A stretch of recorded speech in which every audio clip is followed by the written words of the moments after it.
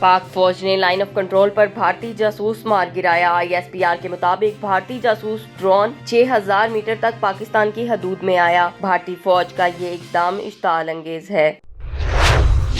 वज़ीर आज़म इमरान खान आज क्वेटा का एक रोजा दौरा करेंगे। वज़ीर आज़म से गवर्नर, वज़ीर आला बलोचिस्तान और काबीना अरकान मुलाकात करेंगे। बलोचिस्तान में कोरोना का फैलाव रोकने से मुतल्लिक इक़दामात पर ब्रीफिंग दी जाएगी।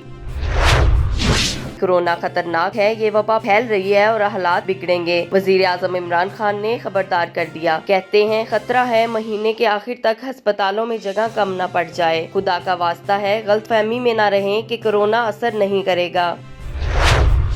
पंजाब में कोरोना के सबसे ज्यादा 2171 केसेस, सिंध में 1036, खैबर पख्तूनख्वा में 560, बलोचिस्तान में 212 केसेस, गिलगित बल्तिस्तान में 213, इस्लामाबाद में 102, आज़ाद कश्मीर में 28 केसेस रिपोर्ट। दुनिया भर में कोरोना से 88,000 से जायद मरीज हलाक। इटली में 17,000, अमेरिका और स्पेन में 14,000 से जायद हलाकतें। फ्रांस में 10,000 से जायद अफराद हलाक हो गए। दुनिया भर में 3,30,000 से जायद मरीज सेहतयाब। वफाकी हुकूमत का एहसास प्रोग्राम का आगाज आज हो रहा है। 1,20,00,000 खानदानों को फीकस 12,000 रुपए मिलेंगे।